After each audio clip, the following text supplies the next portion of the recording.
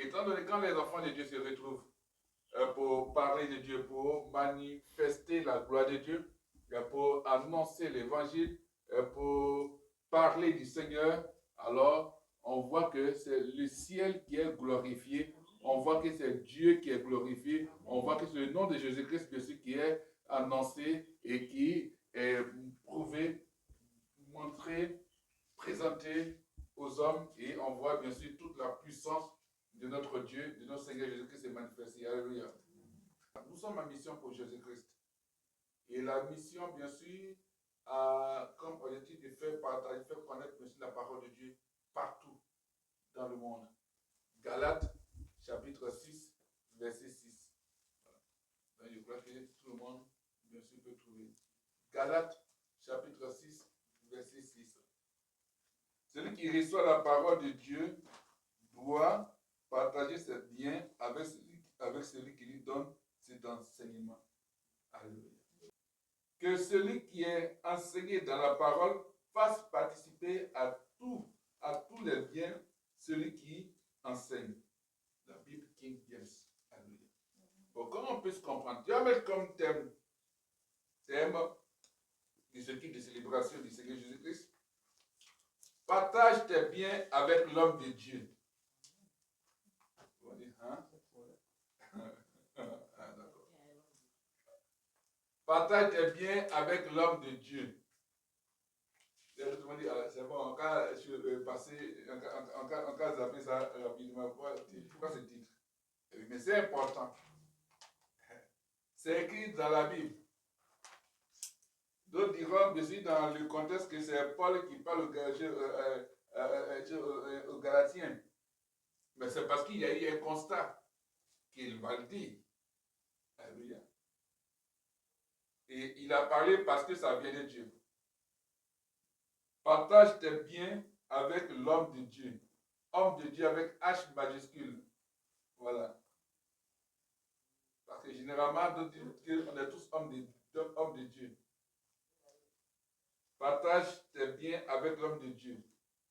Ça, c'est fort. C'est le message et c'est ça. La Bible détaillée nous dit ceci. Que celui à qui l'on enseigne la parole de Dieu, là c'est bien précisé.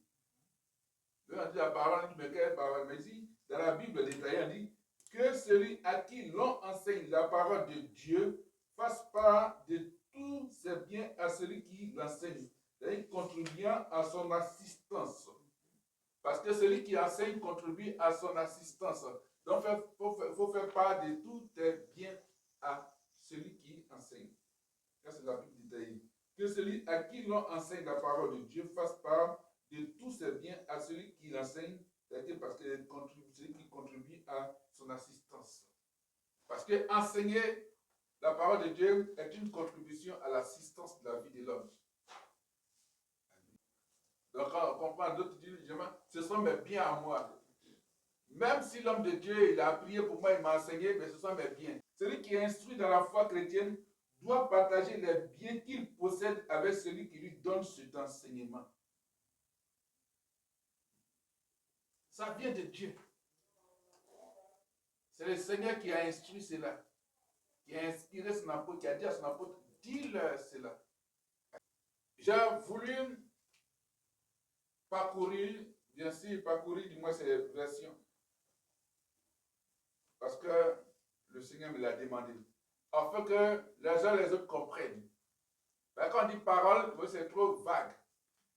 Mais c'est mis dans d'autres versions parole de Dieu. C'est qui donne l'instruction de la foi chrétienne. Alléluia. Fasse part. Fasse part de tous tes biens.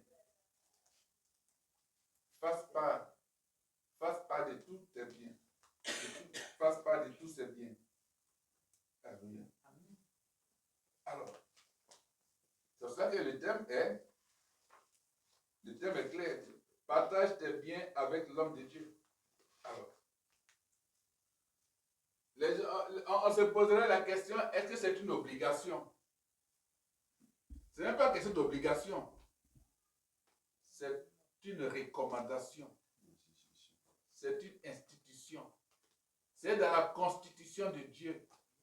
Alléluia. C'est que Dieu a dit. C'est cela qu'il rappelle cela. C'est cela qu'il rappelle cela. Vous savez, on a les enseignants, les instituteurs, professeurs, tout, on les a. Mais quand ils donnent bien sûr la connaissance, l'instruction, ils sont payés. Ils sont payés. Par nous-mêmes. Parce que c'est bien sûr, c'est ce qu'on prend de nous qui constitue bien sûr, je dirais, le budget, l'État, tout, puis c'est ça, on prend, on paye. Quand un répétiteur vient chez toi à la maison pour donner, bien sûr, une petite partie d'instruction à ton enfant, tu payes.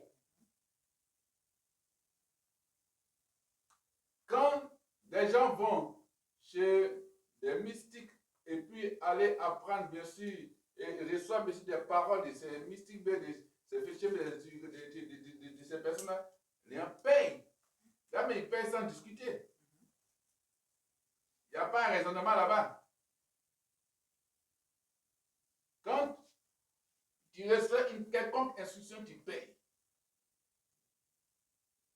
Mais là, Dieu n'a pas de payer. Il dit, il faut faire part, il faut partager tes biens avec. Parce que lui, c'est que l'enseignement qu'il va te donner beaucoup plus de richesses. Mais il a utilisé quelqu'un pour cela. C'est pour cela que quand tu as une grande bénédiction, alors il te dit, n'oublie pas celui qui t'a donné cette instruction de la foi chrétienne. Gloire à Jésus. Et pour regarder un peu, vous voyez qu'il y a beaucoup de personnes qui vont dire non, pourquoi? C'est pour ça que la question fondamentale que je pose, pourquoi ne veux-tu pas partager tes biens avec Dieu? Pourquoi tu ne veux pas partager tes biens avec Dieu? Parce que le Seigneur dit avant de commencer, pose la question. Donc du coup, je comprends que quand le Seigneur dit l'homme de Dieu, ce n'est pas l'homme de Dieu, mais c'est Dieu. C'est pour ça qu'il dit, pourquoi ne veux-tu pas partager tes biens avec Dieu? Pourquoi les hommes refusent de partager leurs biens avec Dieu? Parce que quand il y a une réflexion, bien sûr, d'enfant, une réflexion qui n'est pas encore développée, alors tu diras, bien sûr, que non, les hommes de Dieu, les guides religieux là, les guides spirituels du moins, les guides spirituels, bien sûr, escroquent. Non. Tu as un guide spirituel te conduit sur le chemin, bien sûr, de ta gloire et de ton élévation. Si Dieu a utilisé une personne pour pouvoir, bien sûr, t'apporter l'instruction, c'est parce que Dieu sait qu'à travers cette personne-là, tu auras bien sûr des bénédictions, tu auras bien sûr de la joie. Alors, quand tu vas avoir cette bénédiction, n'oublie pas de venir faire part de tes biens à cet homme-là. Parce qu'en venant partager tes biens avec cet homme, c'est ce que tu partageais avec Dieu. Il y a certains hommes de Dieu qui diront non, je me rappelle, c'est pas bien. Quand vous allez voir dans leur entourage, ces conférences, ils vont dire lui, il y a en classe, mais il était méchant avant. C'est quelqu'un qui ne peut pas partager. Voilà. Ceux qui aiment partager là, quand on dit oui, non, vraiment, c'est que lui, c'est comme ça. Il aime bien sûr partager. Et donc, ça le suit dans la vie chrétienne. Mais celui qui est méchant depuis la base, qui n'aime pas, pas chrétien, mais il est méchant. Et puis, quand il devient chrétien, quand il voit ça, il dit non, pourquoi il partager?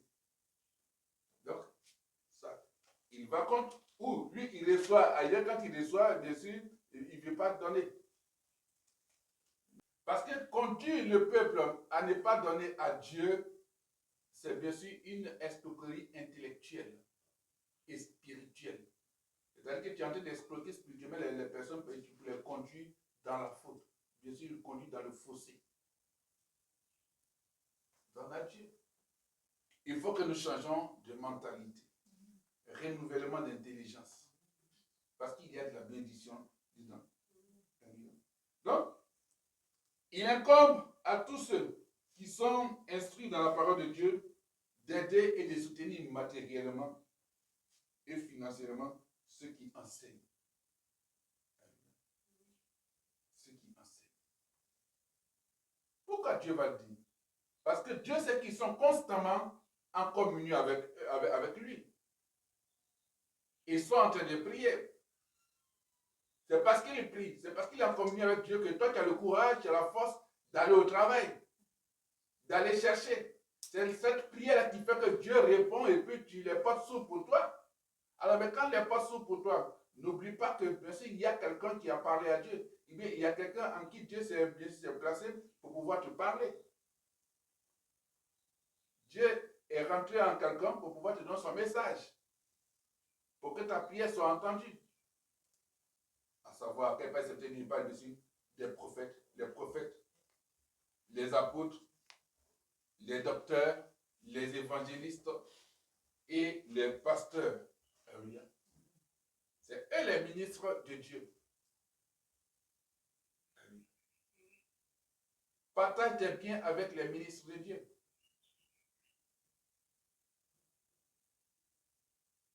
Et les gens ne comprennent pas comme ça.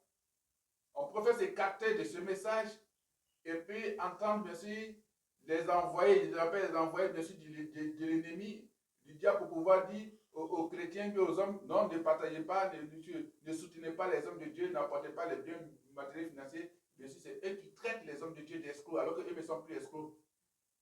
Ils sont plus escrocs que les démons.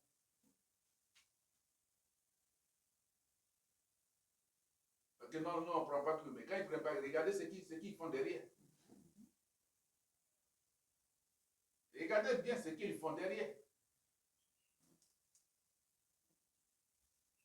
Ils détruisent le peuple de Dieu. Parce que quelqu'un va gêner, il va prier pour toi. Dieu va te bénir. Tu ne sais pas dans quelles conditions il est, comment il vit. Toi, Dieu te bénit et là, tu donnes d'eau. Et là, tu cherches sur Internet les hommes de Dieu qui prêchent pour dire non, je rappelle, enfin, les pseudo-hommes de Dieu, voilà. Les faux hommes de Dieu qui prêchent pour dire non, n'apportent pas les biens, je rappelle, ne soutiennent pas les hommes de Dieu, ne soutiennent pas la parole de Dieu. Comment la malédiction va te frapper? Dieu te met à cœur de soutenir les ministères, soutient les ministères, soutient bien sûr les églises, soutient les missions, soutient même les missionnaires. Parce que les missionnaires font partie des ministres de Dieu. Il faut les soutenir. Le gars, l'homme déjà fini de prier pour toi, le ministre de Dieu finit de prier pour toi. Il te donne une parole, pas prier, mais il te donne seulement une parole, bien sûr, un passage biblique qui répond à ton problème, à ton sujet. Tu parles parce que tu es guéri. Il t'a instruit dans la foi chrétienne. Et que même t'envoyer, quand il t'envoie même les messages pour dire à combien de versets bibliques, c'est une instruction de la foi chrétienne. Parce que pour lui faire, ce n'est pas toi qui lui donne les unités, ni encore les dates et tout. Mais il le fait pour une instruction de la foi chrétienne. Et quand tu vois, tu dis, ah tiens, j'avais besoin de ce passage. Et ce passage, vraiment, décante des choses de ma vie. Parce que la journée, quand tu reçois ce message, tu ne sais pas dans quelle situation tu étais. Quand tu reçois le message de l'homme de Dieu, tu dis, bah, tiens, voici la parole qu'il me fallait. Puis la situation se décante. Quand la situation se décante, toi aussi Dieu a besoin de ce que tu viens décanter quelque chose dans sa maison.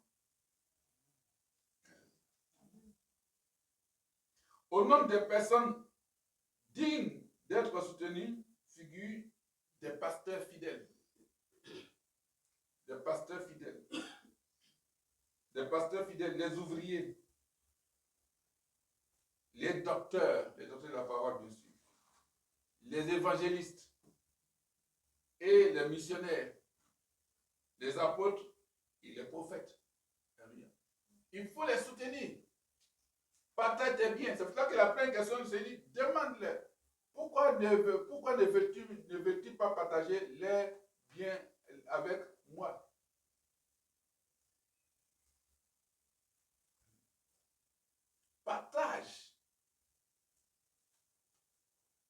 Parce que quand tu partages tes biens avec l'homme de Dieu, c'est que tu invites Jésus-Christ dans ta vie.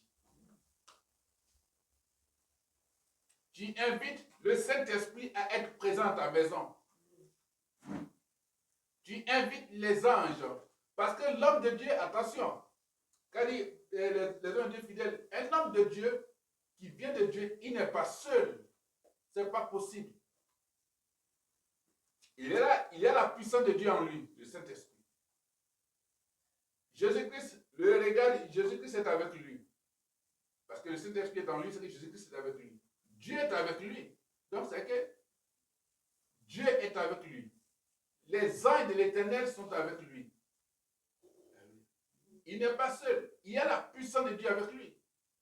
Il détient la parole de Dieu.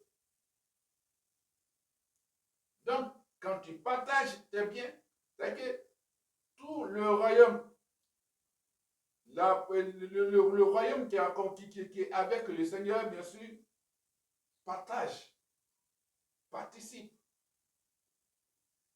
C'est un fait ainsi. Les hommes de Dieu allaient bien sûr apporter beaucoup d'aide.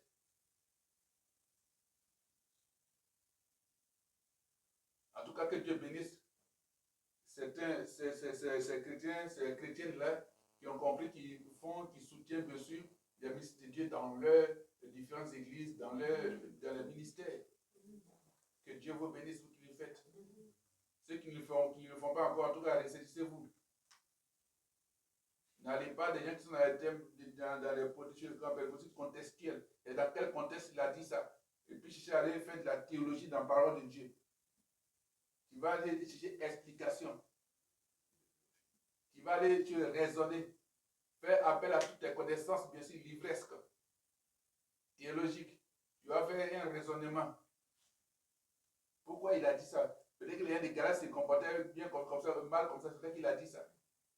Mais si Galates, c'est qu'il y a des personnes à l'air comme ça qui se comportent plus dangereusement que même que la population des Galates.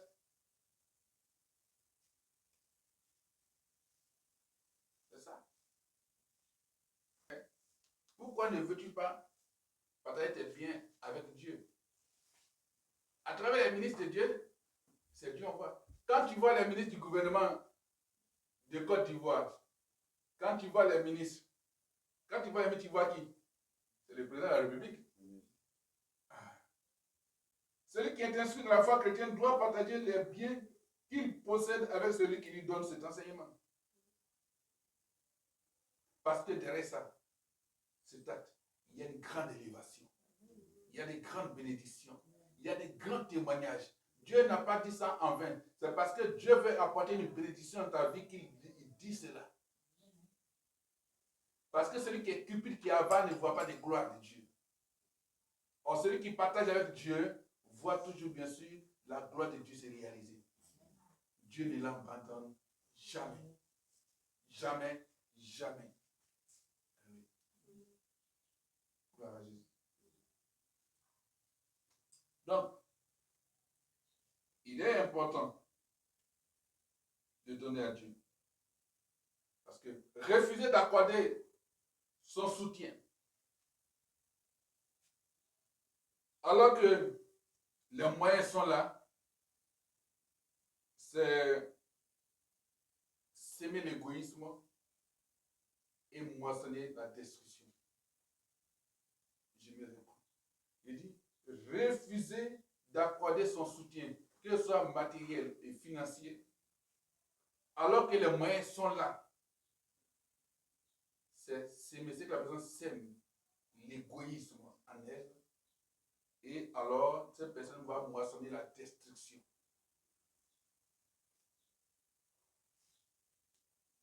Donc, quel choix faire? Il est bon de donner à Dieu. Il est bon de donner à Dieu. Donner à ceux qui annoncent la parole de Dieu, la parole de Jésus-Christ, c'est faire du bien, c'est faire du bien faire du bien aux frères et sœurs en la foi. Alléluia. D'accord? Autant convenable. Autant convenable. Nous moissonnerons. Alléluia. À la fois une récompense et la vie éternelle. Quand tu apportes, tu partages tes biens avec celui qui t'apporte l'enseignement, l'instruction de la foi chrétienne, qui t'apporte l'enseignement, bien sûr, la parole de Dieu, tu es en train de semer quelque chose d'important.